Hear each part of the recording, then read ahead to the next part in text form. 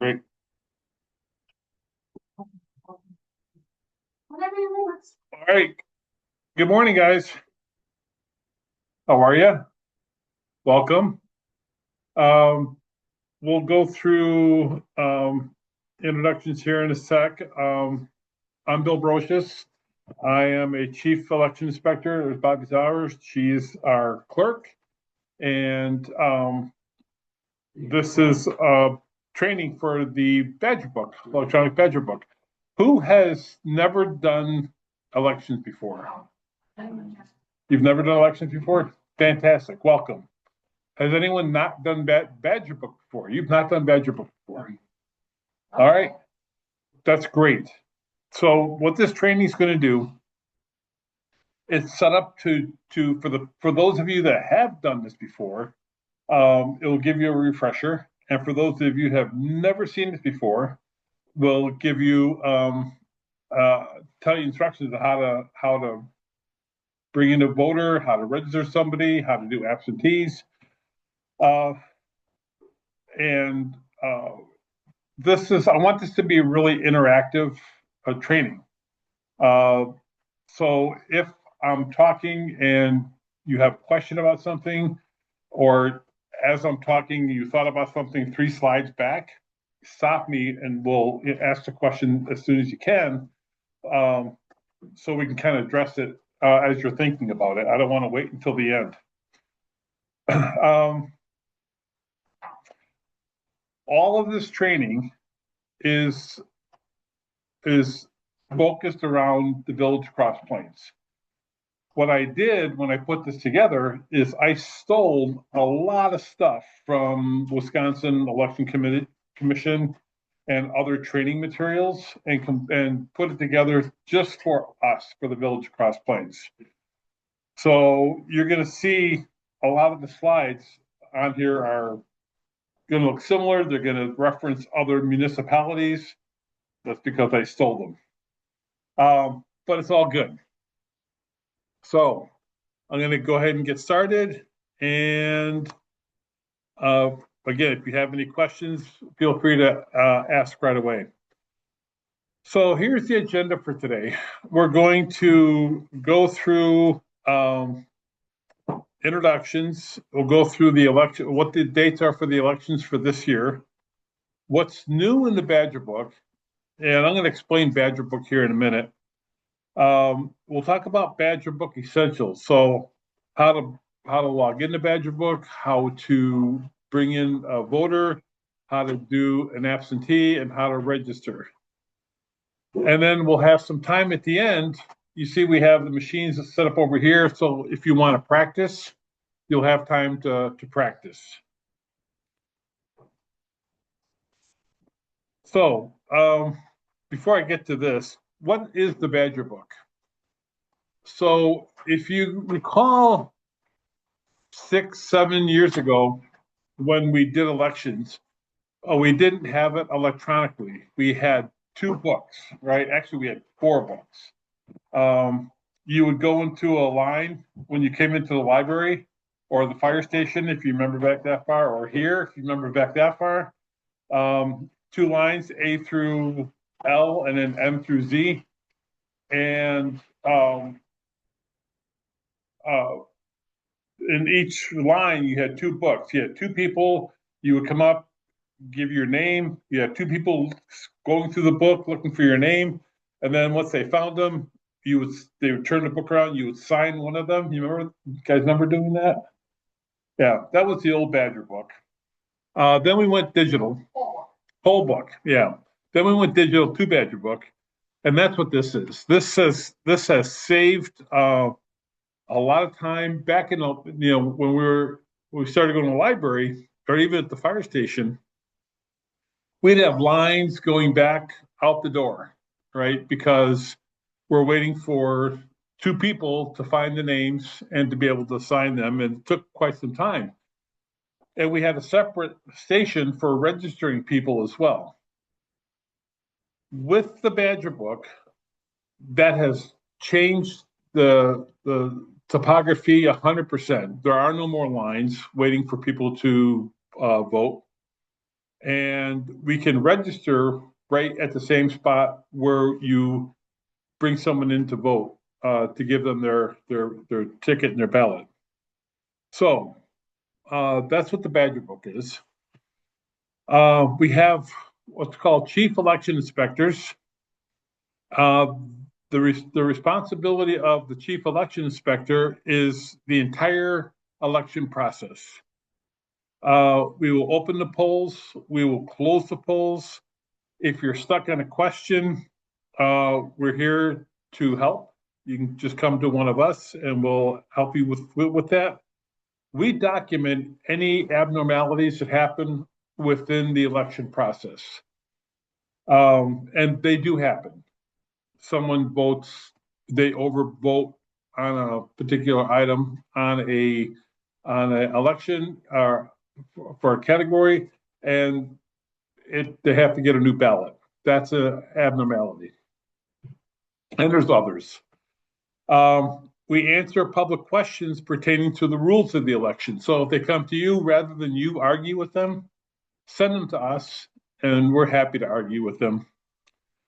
We also issue provisional ballots. So a provisional ballot is, let's say somebody comes to vote, they forget their ID, or their ID has expired, or they come with a state of Florida license instead of Wisconsin license. We will give them a provisional ballot, which means they can vote that day. They can fill out a ballot. We hold it separately, and then they have to come back to this office, to the village office, by Friday of that election day, week, and show proof of who they are. Then we will count that ballot within the population of the rest of the ballots. Your chief election inspectors are Joe Pertzborn, right there, Mike Peters, back over there, and myself, Bill Brocious.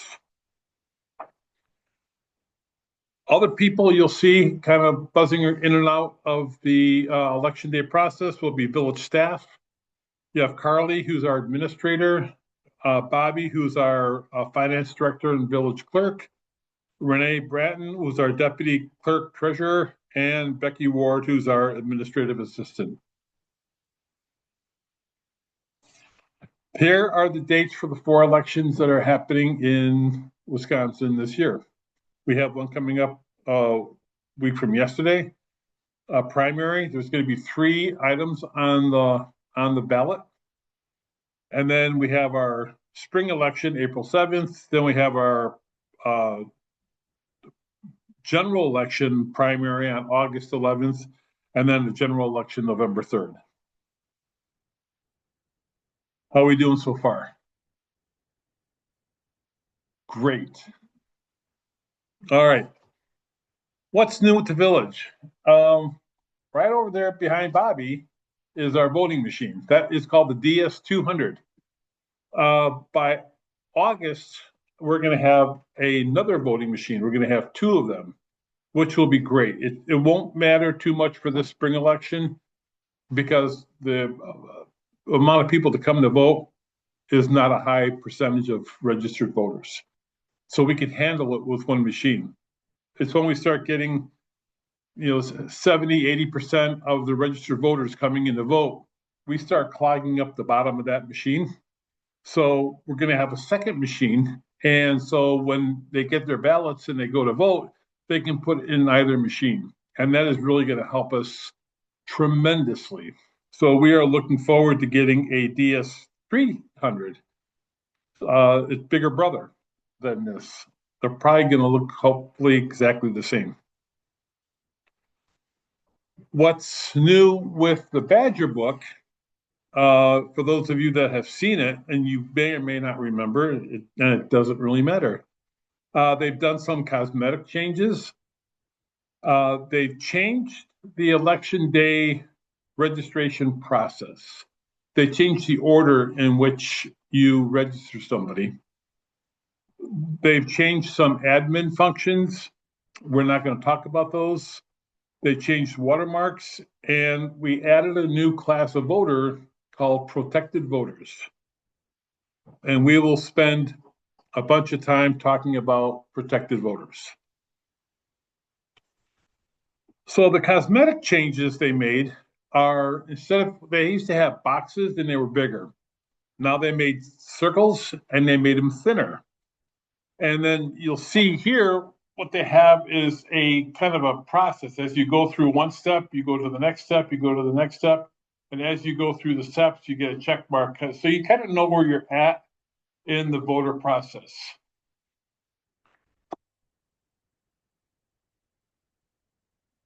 Let's see. Again, the election day registration process has been reorganized. And when we talk, we'll talk about registering somebody later on in this presentation. But basically, the steps that you see here, 1 through 7, is what the steps are today for processing somebody who needs to register. The other nice thing about the way they've updated the Badger book is when you register somebody and you check in somebody are two separate processes within the Badger book, and they still are two separate processes. Prior to this year, if you registered somebody and you got them registered, but they didn't have their proof of identification with them for some reason, a picture ID, we would have to send them home, come back, bring their photo ID. They would have to be re-registered again because it didn't stay in the system. Now, when you register somebody, let's say we have 2 machines set up, 3 machines set up on the day of the election. Let's say they went to the one on the furthest right and did their registration.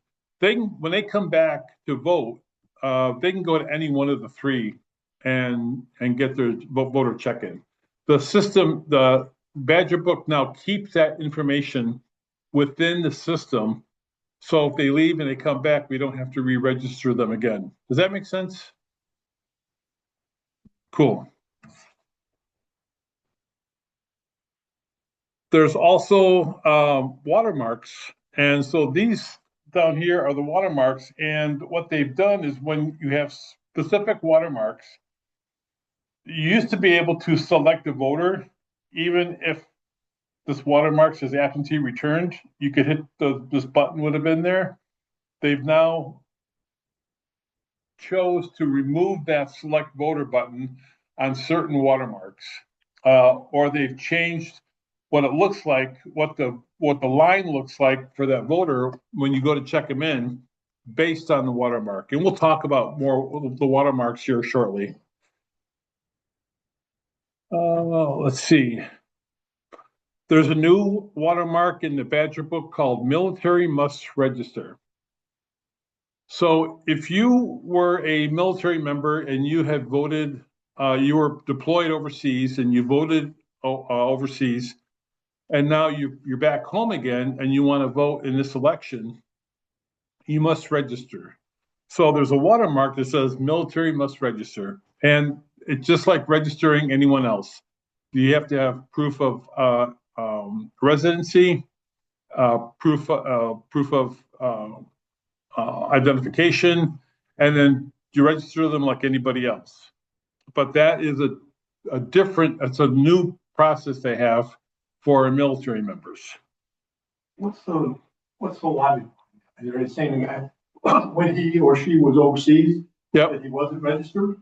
They don't change required to register. Well, because they're not required. So he wasn't registered for you. But it's not like it washes away his registration because he deployed. Right, yeah, it's just saying that now that they're back, it's just alerting us that like, hey, they didn't register when they were overseas, so now that they're back, they need to register. And if he or she left their residence, went away for 6 months or a year or more, and then came back, and they were registered prior to departing, they'd be fine. It's just if they, so. Pretty rare. Right. So, military, that's where it's coming from. well, so let's say somebody signs up, when they're 17 and they go to basics as soon as they hit 18, right?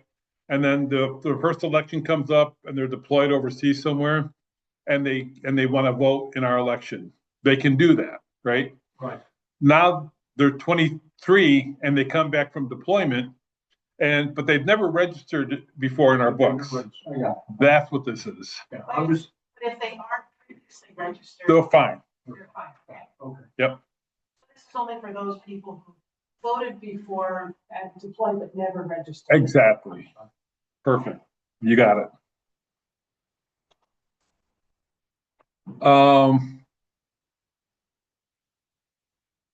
This just says they must provide proof of residency when they're registering, just like anyone else who registers.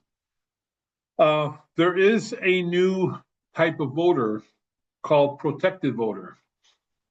There's 3 types of voters. There's a regular voter. 99.9% of the ones that we're going to see, or almost 100% that we're going to see, are going to be regular voters. But now there's a new class of voter in the state of Wisconsin called protected voter. These are current or former judicial officers and certain immediate family members. They can request that specific personal identification information be kept confidential. So this is going to be a little confusing, but I'll do my best to explain this as we kind of go through these slides. They still have to state their name and show their ID when they come and they want to vote. However, in the old poll books, if you ever worked those poll books, there was 2 sections to those poll books. There was the general voter, and in the back was a section called confidential voter. We're going to talk about them in a second. And so if you didn't see them in that section, in the general section, you'd go to the confidential voter section and find them there. For the protected voter, it's the exact same thing. There's just a new section within the Badger book called protected voter. And we'll spend a little more time throughout this process talking about the protected voter and the confidential voter. But this is what the confidential voter was. It's somebody who was a victim of domestic abuse, sexual assault, or stalking. They come here and sign up to be, before the election, they sign up, they registered to be a confidential voter. And they'll be given an ID, and that's what they use to vote. A protected voter, they go through the state, and there's a process for them within the state to become a protected voter. But when they come here, they still have to state their name and show their license or their ID. And again, we'll talk more about it as we go through the process of bringing in a voter, doing an absentee, all that. The big differences between the confidential voter and the protected voter. The confidential voter, they don't have to state their name or ID. They just have to show their card with their ID when they come to vote. They don't have to show a photo ID. And again, there is a separate section of the poll book. And when we look at absentee ballots, rather than having their name on the absentee envelope, it'll be their confidential number. The protected voter, they must state their name and address. They must show photo ID. The poll book shows their name and address, and their absentee label contains their name and address. But what's unique about both of them is they're in a separate section of the poll book. Observers can't see their information. So what's an observer? So during an election, you can have somebody come in and register to be an observer, to observe how we're working the election. They sit off on a separate spot that we designate for the observers. They don't talk to you guys at all. If they do any communication, it is with the chief election inspectors, period. But when a protected voter comes to vote, the observer doesn't need to hear their name or see their ID. Well, they're not going to see their ID anyway, but they don't need to say it loud enough so the observer knows who they are. That's what that is talking about. The observer can't see their information. The poll worker states the name or the confidential ID of the absentee voter, and both the confidential voter and the protected voter do not register the day of the election. So the chances of you seeing a confidential voter is low to zero, closer to zero. And the chance of us seeing a protected voter is about the same. Again, most of the voters we're going to see are regular, but I want to talk about it and train them just in the unlikelihood that you may see somebody come in and at least you know what to look for. Bill, I just would interject too. If somebody comes up and asks to register as a confidential protected voter, you have to say no, but you can offer to register them as a regular voter. That is correct. They can still register that day, they just can't register in 2 classes. Correct. Yep. That's a good. They should know before they arrive at the polls. Yep. Cyber language. That one? One more. No, too far. That one? No, the one previous. That one? Oh, yeah. Oh, So confidential, okay, and then the other one is judicial. so that's right. So that's protected. Okay. And so the protective order is part of a bigger state law where, it came from I think it was out east, where someone showed up at a judge's house and like killed him, right? And so what they're trying to do is protect where they live. So like Access Dane, you can't find. Like, you're just trying to protect the name and address from like anyone being able to know. So this is just part of that. Just like, Yeah. So anyone can go into WEC here, Wisconsin's Election Commission, and they can request voter data. And that voter data is who they are, what their address is, what their phone number is, if we have it, and when they voted in an election. If they voted in the primary, if they voted in the April election, in the August primary, in November election. It doesn't tell them how they voted, because we don't know that information, but it tells them when they voted. So the protected voter and the confidential voter would be out of this WEC data if someone was to go looking for it. And it's really inexpensive to get this data. All right. Are we good? Mhm. Great. Excellent. Okay. Let's talk about Badger Book Essentials, kind of getting into why you guys are here. So when you're logging into Badger Book, so there's going to be 2 stations set up. There's going to be a station when you first walk in of people that are going to be working the Badger Book, which is these machines over here. And there's going to be another station where you're going to hand out ballots and pens to the voters. So the people that are working the Badger Book, when they first get in, they're going to need to log in. Their login is going to be the first initial of their first name and then their last name. So, for example, my login is B. Brocious for Bill Brocious. And then, so that's what your login is going to be. The password, I'm not going to say it out loud because we're recording and I don't want to get this over the world, is right here. So you can either use your phone, take a picture of it, or wait until you work the election and we'll give it to you that day as well. So when you come in to start your shift, you'll log into the Badger Book, use your credentials to log in, and then start your day. When you're done, let's say you're working the 7 to 1 shift.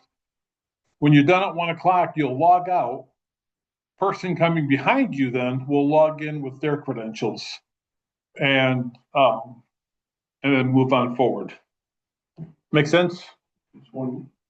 It's the same password for everybody. Yes. You can change it then when you log in the first time, then you just have to remember.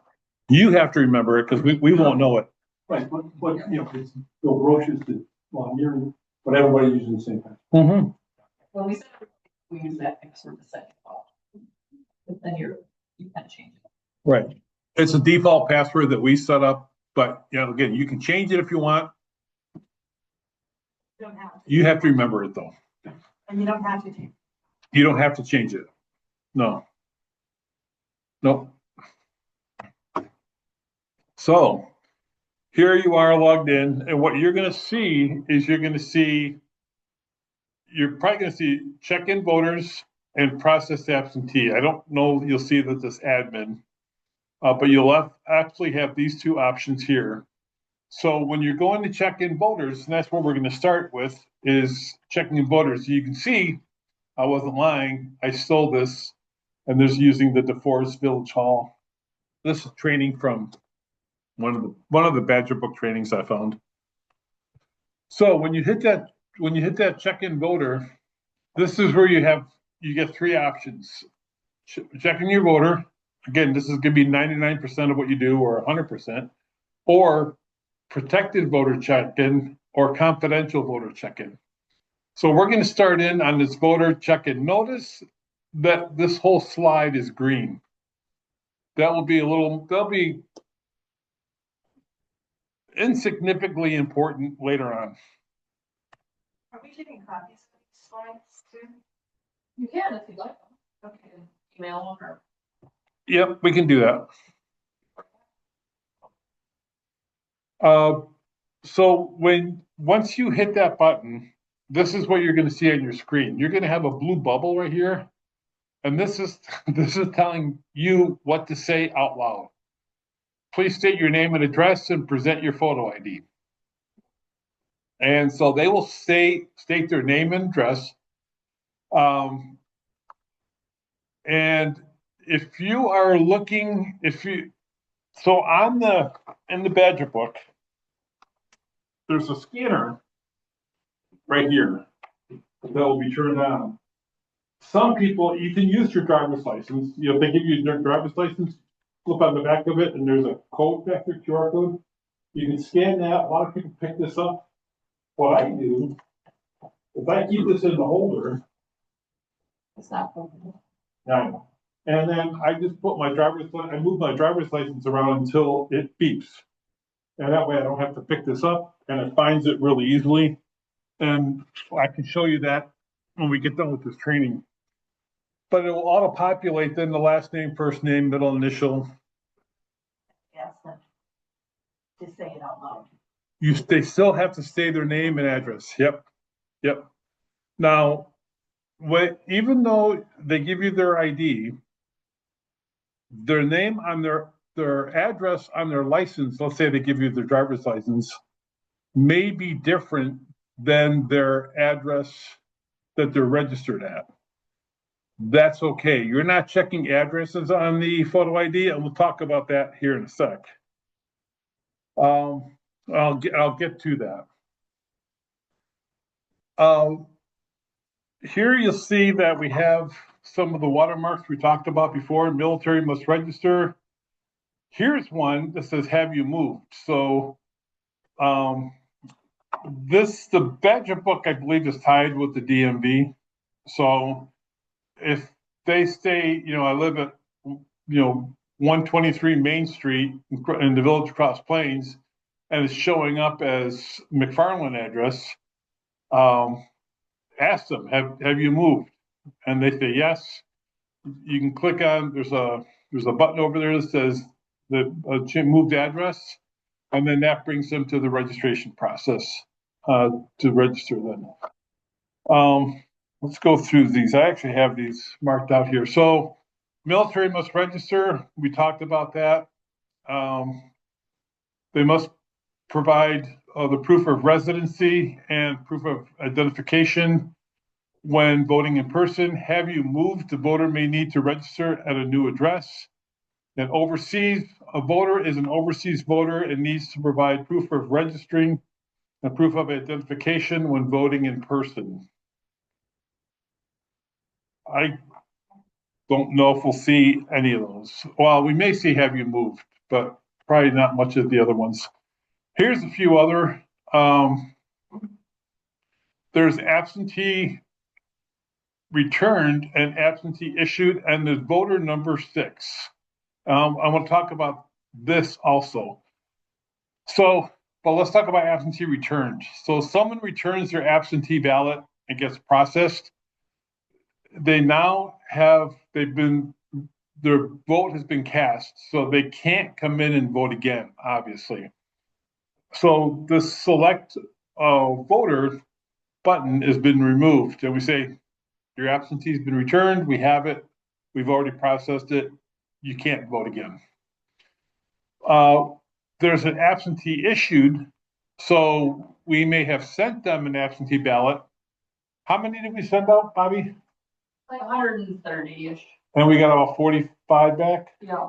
So 90 will come back and we'll see absentee issued, but they can either say, I left it at home, that's fine. Just start them like you're bringing them in brand new as a voter. Or if they're bringing their absentee ballot, that's fine, we can process that. But then when we get to absentee ballots, well, we need to kind of keep them there until we know we have all the information that we need. Voter number 6. So if they, let's say they voted, and again, there's 3 things on this particular election for the primary, and they overvoted on the first one, which is Circuit Judge Branch 1 for Dane County. They voted for 2 instead of voting for 1. And they process it, comes back, and there's an error, you overvoted. They come back to the election inspector, the chief election inspector, and say, hey, I screwed up, I need a new ballot. You can come over here and you'll see that they already have a number. But you can go over here on the side and make a note, and we can actually give them a new ballot, and they can vote again. They get up to 3 chances to make mistakes. After that, we have to process whatever their last ballot is. But typically, I think I've only seen one where they messed up twice. And generally, if they mess up twice, then we encourage them to use the touchscreen voting machine, because you can't make a mistake on that. That way we know that their third ballot. Right. So so next to the voting machine, right to the left of it, is a touch screen, which is ADA compliant. And so it has voice, it's got braille, you can make the screen larger. And like Bobby said, you cannot make a mistake on that. So, so that's a good option for them as well. All right. So would you reprint, or would you, can you go back one slide? Yeah. 2 options. Yeah. So No. Reprint it or reprint it because they all. So what we would do is we'd come over here and we add a note. And so we'd say, we'd open the note and say, issuing a new ballot, they overvoted on the ballot. That way it gets documented. And then we also, the election inspectors, we document that on another form that we have as well. Reprint ballots. You would. So really, if you say for Bill, where Bill will be walking next to the voter and walking to it's pretty regulated. Right. A bill will count. Yep. Yes. Or for you. Yeah. Or Mike or whoever. Yeah, whoever they're helping you out. You are not on an island. You will have plenty of help. Yep. And we're happy to do it. So you've asked for an ID. Here are your options for an ID.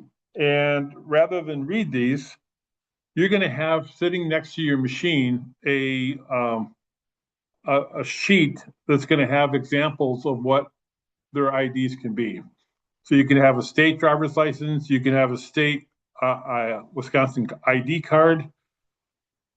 Those are good until you can use a state driver's license or a state ID card even if it's expired, but you have until after the last November election, the general election. So the last general election was November 4th or 5th, 2024. So if their license expired on November 7th of 2024, you can still use that as their photo ID. If it expired prior to that, you cannot use that ID. If someone comes in with a different state with different state driver's license, it happens. Every election seems to happen. They can go. The DMV has changed. They don't need to go to the Department of Motor Vehicles, stand in line, get a number, wait for the number to be called. They can do everything online now, and within a matter of moments, they can get a Wisconsin driver's license, and they'll have a piece of paper, a printout of that. That printout they can bring back to to the library when we're voting, and they can use that, and that is good for 45 days. And that's good for everything for them for 45 days. So if they're going from home to the library and they're doing 60 on Main Street and they get stopped, they can show them that piece of paper and they're good to go if they don't get arrested. The other things they can use is a Veterans Affairs ID. They can use a U.S. passport or card. They can use a student ID. If they are a member of the U.S. Uniformed Services and they have that ID, they can certainly use that. These mostly have expiration dates to them. This tribal ID card does not have an expiration date to it, although I've never seen anyone bring one into to use as ID to vote, or certificate of naturalization. Again, out-of-state ID is not acceptable. And if I will guarantee you, because this has happened to Joe and I several times, they will say, well, I used this at the last election and they said it was okay. Guaranteed they're giving you a line, because Joe and I have worked the last so many elections and we have never allowed that to happen. So if that happens, come to us. We will nicely talk to them and explain to them what their options are. One of them is to do a provisional ballot, go online, get their Wisconsin ID, and then come back by Friday of that week here to the village office, and that ballot then will count for the election. Another question on the uniform services. Yeah. That's an active duty ID card. Does a retired ID card count? It says it can be expired since the last general election. So you have until November 5th. If it expired prior to November 5th, 2024, then you can't use it. So I have a retired Marine Corps ID card. Okay. I carry, it's got my photo on it, but it has indefinite on it. It's lasts till I croak. But it's got, some military, uniform code, military services. Yeah. That might be a weird exception. I don't want to drink. Oh, Okay. yeah, I don't think we do. My husband, well, mine retires, but his doesn't expire. So. Mine's a spouse. We can cover it later. But- That's not, I'm just curious. Yeah. It looks like active duty, and I wouldn't think we'd have a whole lot of active duty. No. And more than likely, everyone's going to give you a driver's license anyway. Yeah. State Or state ID. passport is. Yeah. Right. They're your big ones. Yeah. Once some of them don't scan, and then you just scanning. Yeah, we'll get to that. Yes. So here's what happens. So when you get to this screen, I highlighted in yellow what's going to happen. So let's say they give you their driver's license number. You're going to confirm their name on the poll book of what they said. you're gonna check their photo to make sure that their photo reasonably resembles them. So, if I give you my photo ID and it looked like Joe, you say, no, I'm sorry, this doesn't work.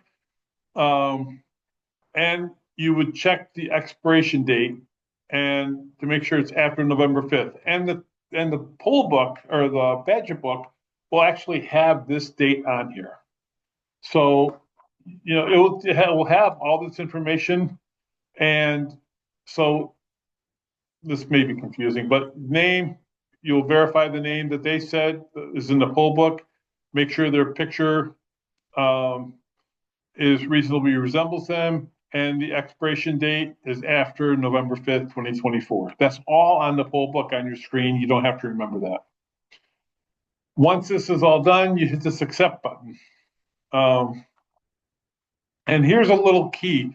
You do not need to review the address on the photo ID. I already talked about that. They don't have to match. Let's see. Okay, so then we hit accept. And now we've moved our checkbox from this one is now checked. And so what you're going to do is you're going to take the screen, turn it 180 degrees, and let the voter sign it. They can either use their finger or we have a pen they can use, a special pen they can use on the screen. Most people use their fingers and most people just squiggle the line. And they hit done right here. Here's the voter must sign to receive a ballot, but it does not have to look like a written signature. There's a caveat to this voter must sign, and we're going to talk about that. So there are a couple of exceptions to the voter must sign. If the voter physically cannot sign, then there is a button right there. I know it's really hard to read. It says voter physically cannot sign.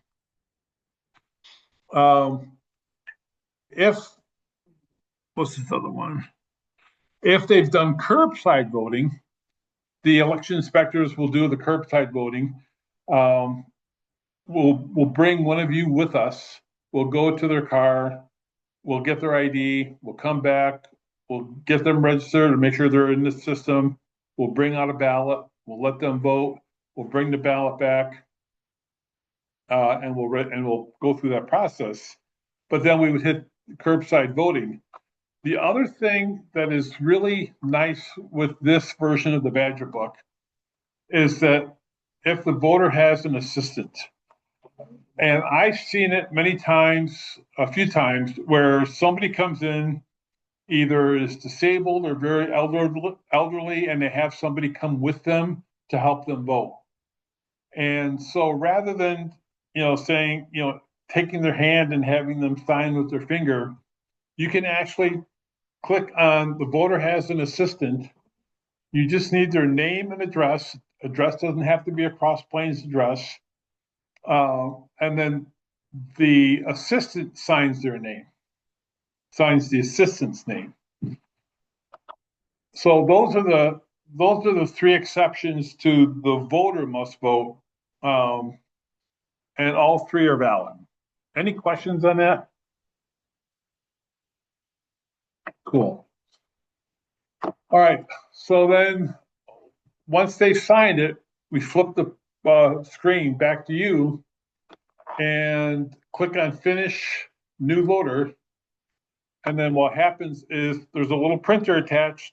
The printer will print out a number, and you'll give that to the voter, send them over to the next station so they can pick up their ballot and go vote. And then once you hit that Finish New Voter button, then you start back at this process again with voter check-in, kind of where we started. So it's a very simple 3-step process for getting in a voter, and that's why there's no lines anymore getting people through the system. Any questions about voter check-in? Does that make sense? Excellent. So let's talk about protected voter check-in. Again, they're in a different section in the poll book.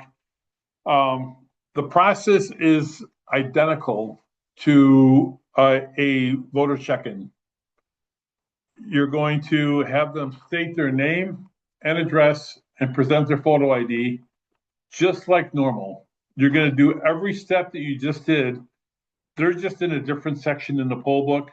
And when someone pulls up that WEC database, they won't be on it. Yes. Hold on. You said it's in a different section. Is there a physical paper poll book now? We have one as a backup in case the computers go down. We will print out the back. And so if the computers went down, then we would. Then Which yep, one then that'll be the you way go to the in, paper one. Yep. compare? So there is one out. Okay. But knock on wood, we've never had to do that. I'm just thinking, you said they're in a different section, and I understand what you, in the paper one, there was a different Yep. section, but Right, in a computer, it might not be so obvious as to where we'll get that. right. But the good news is the only thing we need to worry about is if they say I'm a protected voter, so if you look for them here under the voter check-in, you don't find them. You can always look for them under the protected voter and see if they're there. They would know, we should, because They would know and they should state that when We get notified ahead of time too that we have one, so we currently have a protected voter in the village of Cross Plains. So we would let you guys know if we Right. should expect that. There's also a list that the chief election inspectors have of people that are not allowed to vote. They're felons, whatever the case might be, and their rights have been taken away from them. We have that as well. So, all right. So they must state their name, show the photo ID, do everything that a regular voter did. The only thing that a protected voter cannot do day of the election is register, unless they register as a normal voter. They can't register as a protected voter on the day of the election. So the confidential voter is slightly different. So if you get a confidential voter, rather than say state your name and ID, your photo ID, they're going to have a card with a number on it. And so what we'll do is we'll put that confidential voter number here and then process normally after that. So the biggest difference between the confidential voter and the protected voter and the regular voter is this very first screen. Once you get through this first screen, everything else is identical.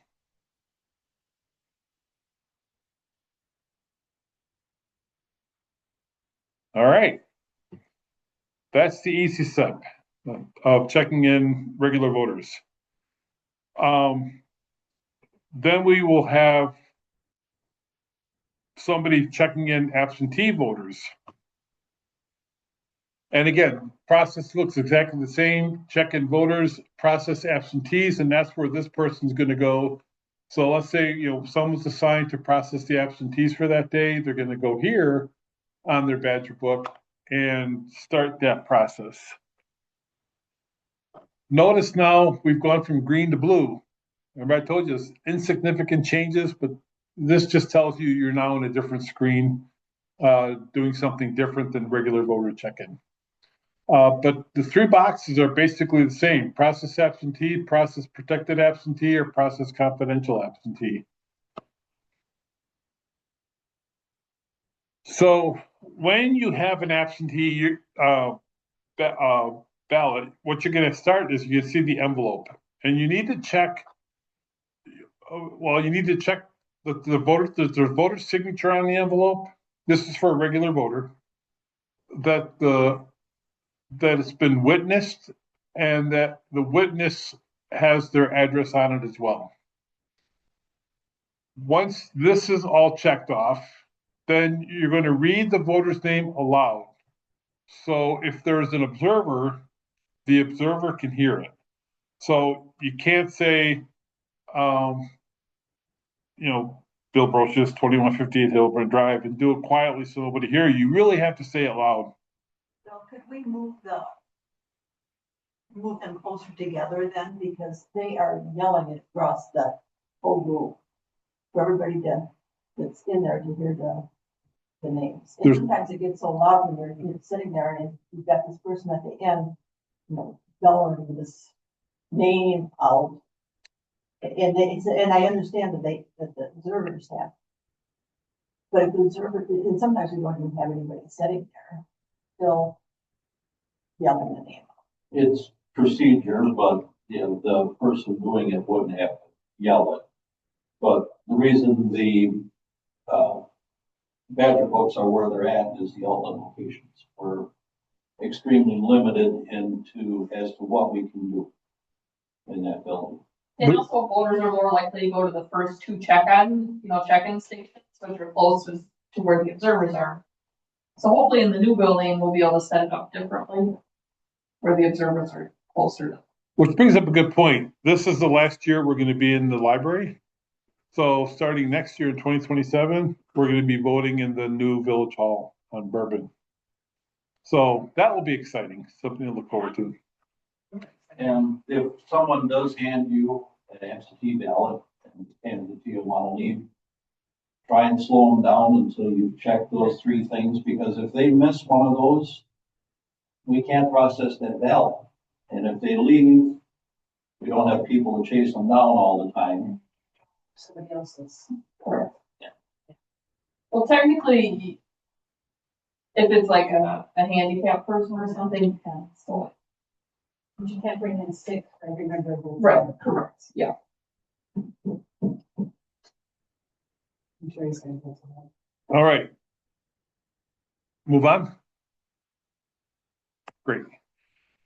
So on the envelope, you're going to have a barcode right here. And below it, you're going to have the barcode number.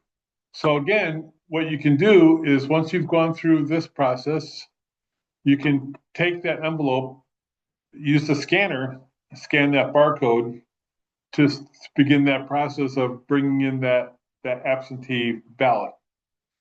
So you can scan the Wisconsin vote label barcode, that right there.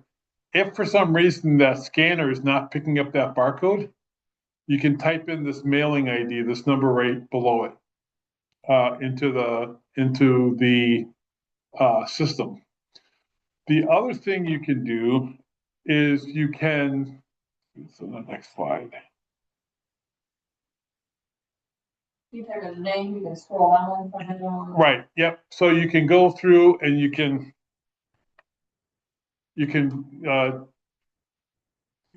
scroll by name. You can find, you look for their name. So you type in the first three characters of their last name and it'll start pulling up a pick list and you can just check which one you want to choose.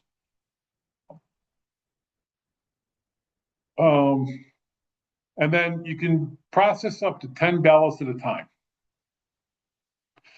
You'll get a pop-up here, and if this pop-up is wrong, let's say you didn't mean to check this one here for Ann Angel, you can uncheck this, and then just these two will be fine. You can process those. It's a pretty simple, straightforward process for doing absentee.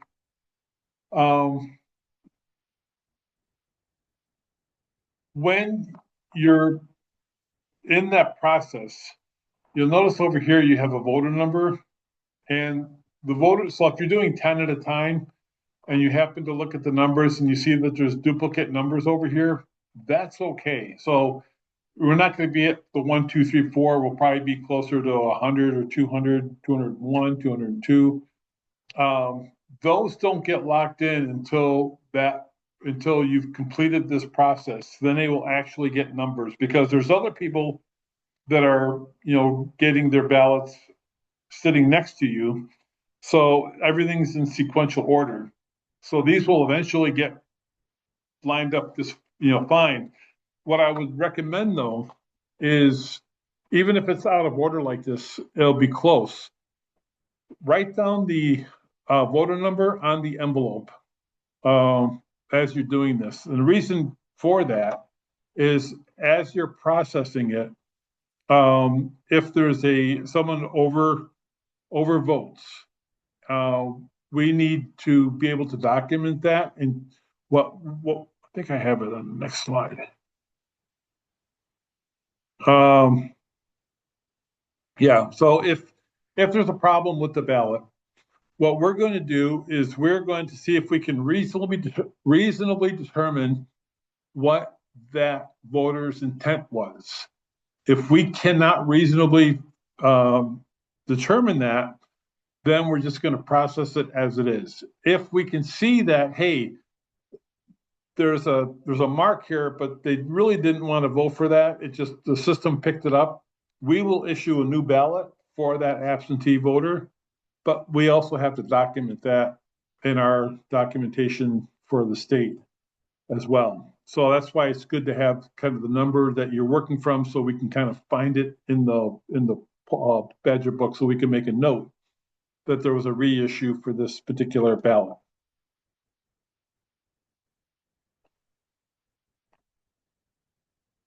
Processing. Yeah. I'm gonna go to that. You said when you get the envelope, to write the voter number down on the envelope. That number is the 1, 2, 3, 4, 5? Because those are not. No. It'll be the. Go back one slide, please. Yep. It'll be this number. Voter number 3, 1, 4. Yep. It'll be this. But that's So- not tied to the voter. No, this is. Right numbers. Right, so but we'll be able to find it easier if we have an idea what range they're at. So this election's primary and probably the April election, it'll be easier for us to find it, even if we didn't have the number. So look forward to be able to make a note to saying this person overvoted, or we're processing this ballot, or whatever the case might be. But in the November election, it's going to be far harder to find that voter. So if we have approximately what the number is that came up on this screen here, then we can find it a little bit easier. But there'll be bunches of those numbers. Okay, so what you'll do is you'll check in your 10 ballots. You'll open the 10 envelopes, carry the envelopes over to the machine, pull out one ballot and put it in. And you'll know if it rejects it, what envelope you took it out. Right. So, But the number that's on that used to tie to the voter number that they got on the piece of paper, right? They were handed with a slip. yeah, But if those 10 numbers are regenerated every time, 1 through 10. No. It's all sequential. What he's saying is, it gives kind of a preliminary you're number. doing 10 absentees that you're gonna, so they usually have them in alphabetical order, so it really goes easy in order to hear. You hit the first one, check them in, and it goes, it assigns them a number. Now, over there, she's doing a regular voter checking in.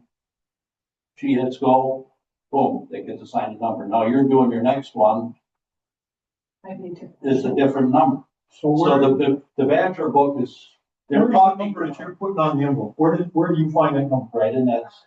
On the far right. This number over here. The screen. But it won't, They go put a ballot in thing, go back and refer to the screen. No. no, so This has your checking.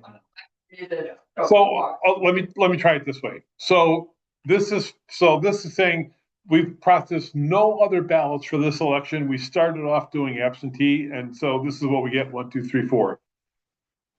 Well, by the time you start processing absentee, we may be 120. So this might be 120, 121, 122, 123, 124. So they don't regenerate every time. No. The total. It's, the Badger book will keep them all sequential.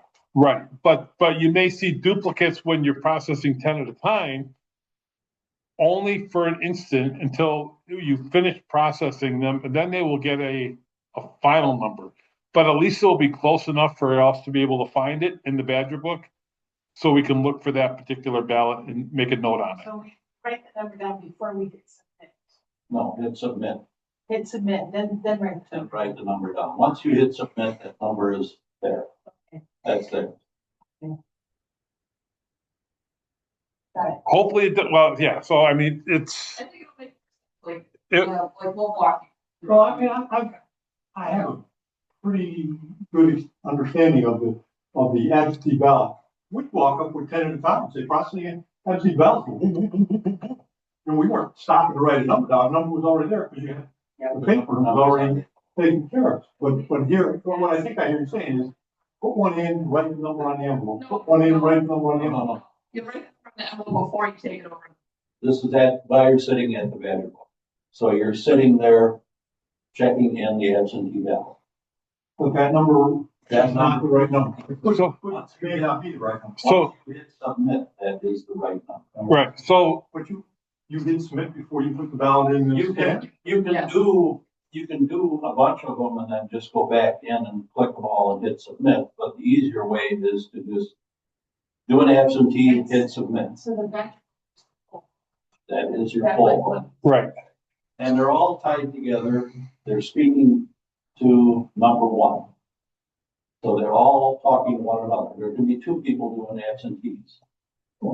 so let's say a voter comes in and they get issued a number, 124. It's like, that's my number. They take it over to get a ballot, and 3 other people have come in and already voted. They're really quicker than this other one, this person that just came in. And by the time they put their ballot in the machine, the ballot machine is gonna go, oh, this is number 130. So the number on the machine of how many ballots have been processed and the number that they've gotten from the poll worker can be completely different. I understand that. Yeah. I'm specifically interested in the absentee and the number that you're writing on the envelope, because as, you use that to tie one envelope to the voter to that ballot, basically. Right, And so, but that number has to come once you push submit, which is, I'm assuming, gonna be once the ballot is stuffed in the counter. No, submit is just in the Badger book. The counter is totally different. So They're gonna be submitted from here, No, no, no. from the badge. You're just checking in the absentee. there's there's submit button right down here. That's not going to the But tabulator.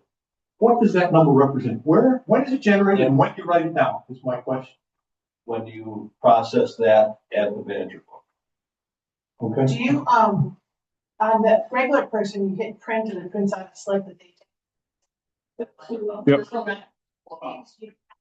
It will not. print. You just write it on the Yeah. envelope. and Right. Goes to the tabulator and But get the ballot. the number that you see on your envelope when you get to the tabulator is not going to be what you see on the tabulator. Okay. Are you good? Ish? Yeah. Just, if you're gonna do absentees, just have one of us stand there with you when you start doing a couple and. Yep. We'll help you through it. Yep. Hopefully, or maybe we can make much sense here when we do We're it gonna afterwards. do 100, it's fine. I got it. I thought he was saying that these numbers would be, repeated. The same number would be repeated in the number. And so it would not be unique, which would not be valuable in order to identify the value. They're unique. yeah, so they may not be unique until you hit the submit button. Once you hit that submit button, then they will be unique And IDs. that's when you can write them down. Yep, that is really confusing. I can see where that's confusing.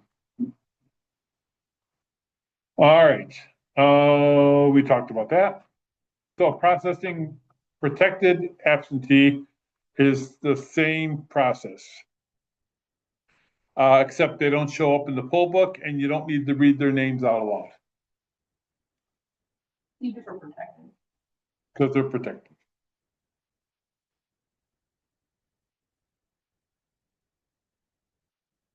Doing confidential, the only difference here is all you're gonna have is this confidential ID and the mailing ID. So on the envelope, that's what you're gonna see, and this is the number that you put in here to be able to get that absentee processed.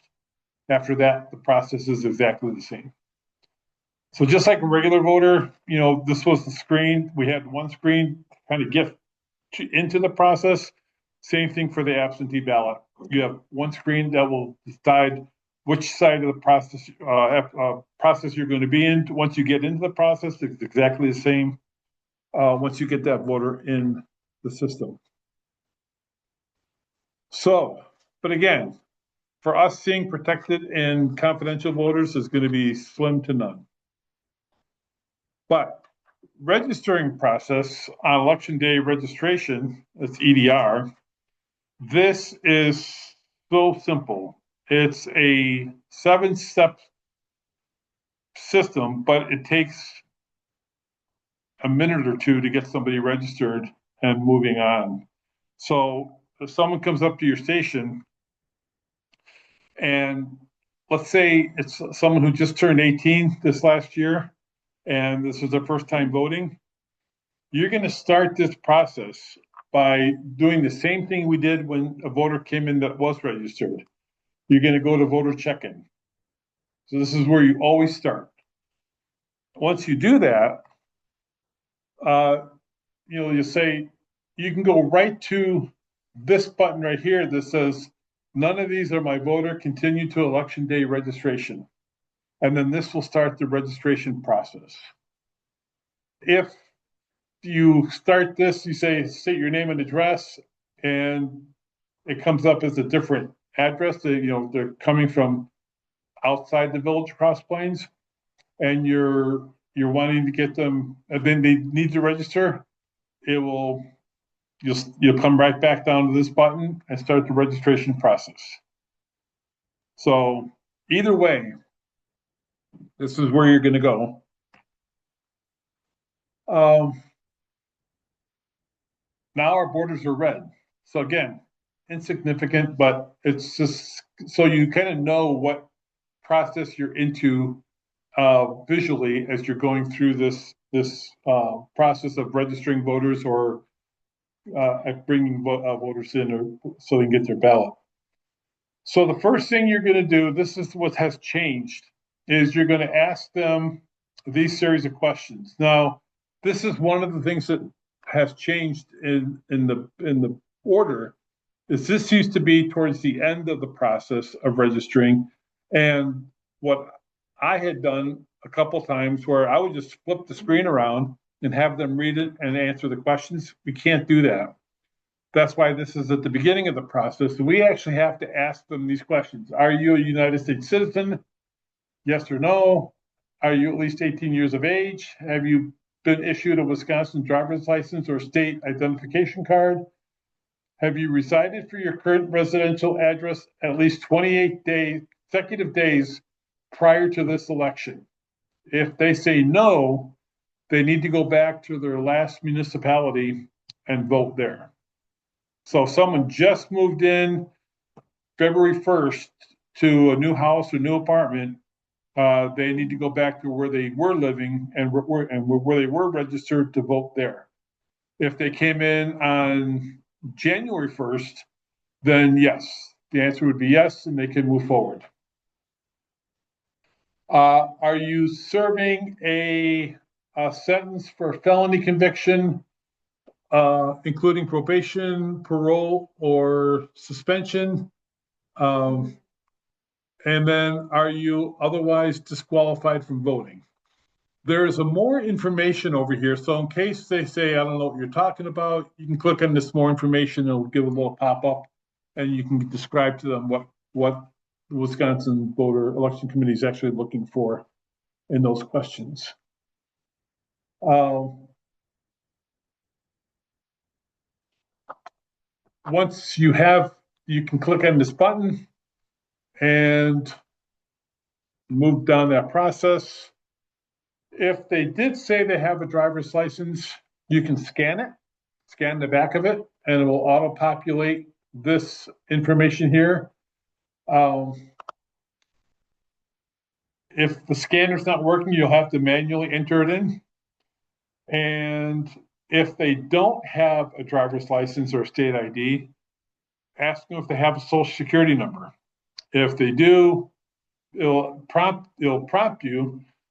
So if you say no to this instead of yes, it'll ask then, do you have a social security number? What's the last 4 digits of that social security number? And you'll have to enter that in twice.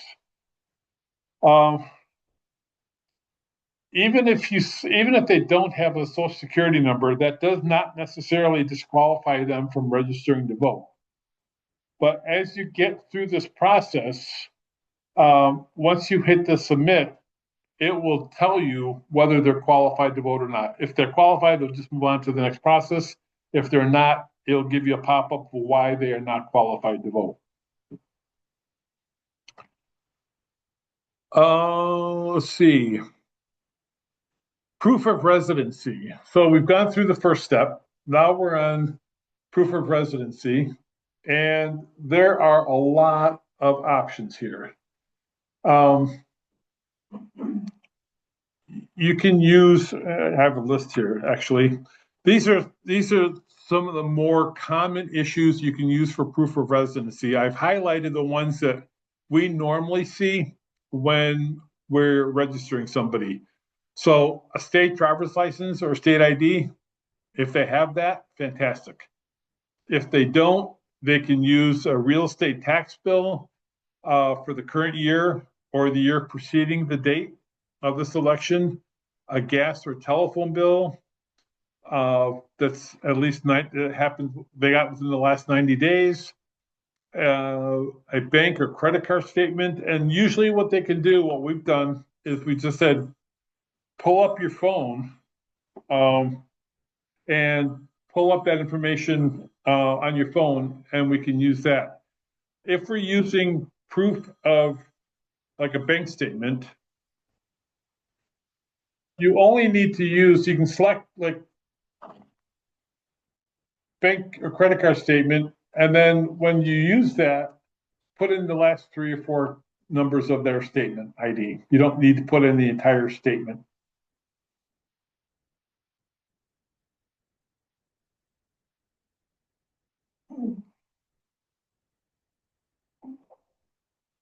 All right. If you have questions on this, if you're registering somebody and you just don't know, ask one of us and we'll be able to help you through that. So once you get through the proof of residency, you'll move on to step 3. And here you'll have to make sure you have the voter's name, their date of birth, and their email and phone number are optional. They don't have to put those in there. If they want to put them in there, that's totally up to them, but you can ask them. If a voter has a prior name, so let's say they got married and they changed their name, you want to check this box and then put in what their prior name was. Is that only if it was recent, like, if they got married 40 years ago and they're staying here? Do I have to say that? I don't think that's, No, so if usually it's people that just got married this last year. Okay, so just for- Right. Yep. Uh,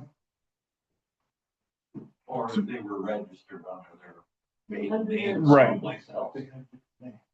So it's clearly a name change for this register.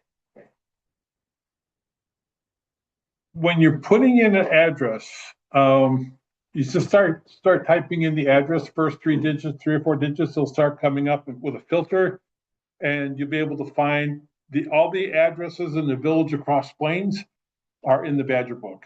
So it's only going to be using those addresses when you're putting in the address of a registered voter. If it's a new construction, and it's not in our poll book, that should not be the case. Bobby has made sure that any new addresses from new developments are in our system, so they should automatically pop in when you're filling out this address field right over here.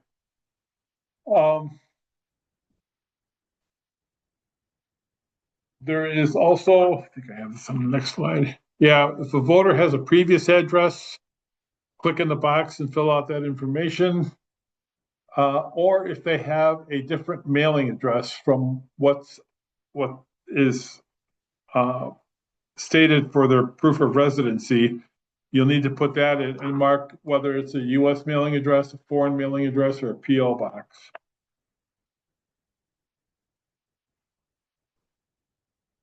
Once that section is done, now what you're going to do is you're going to turn the screen around and have them review everything that you've entered in for them. As you ask them the questions, make sure everything is correct. There is an edit button over here, so if they need to change anything, they can do that.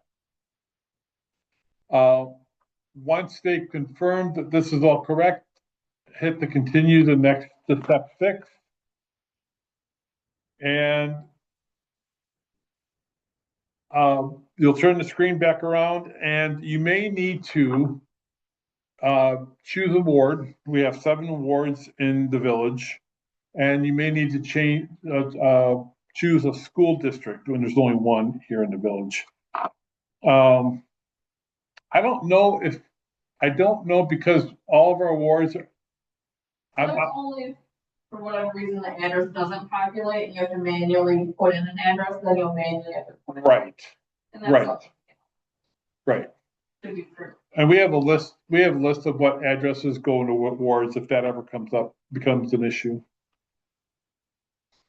But again, you shouldn't have to worry about this because all the addresses are already in the Badger book. So now once you've gone through all that, you go to the next step to flip the screen around. They have to read this, tell them, read this line, and then check this box saying they certify all the information is true and correct. Then they sign this, and then they flip it around, and then you sign this at the bottom. So it's a certification statement that both of you are signing.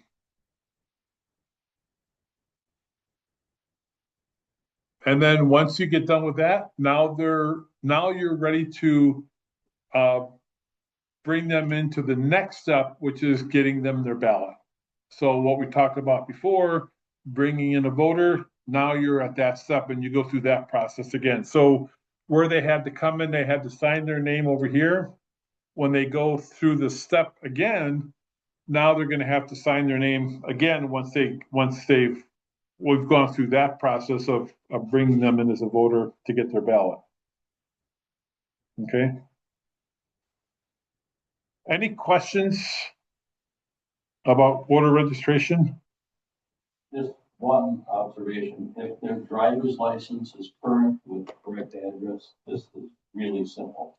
You scan it, the information's all there. You just ask the questions and you're through it.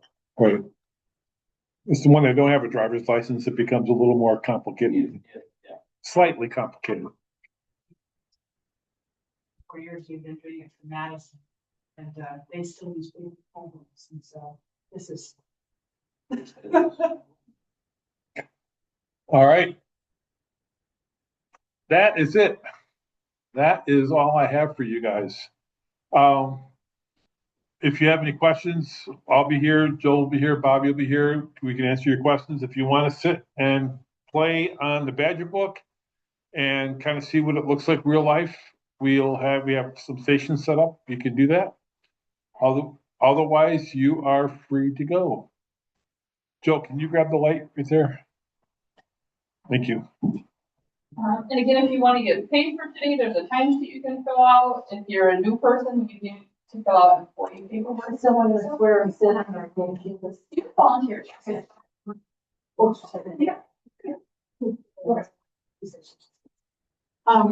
By any chance, there would be another opportunity.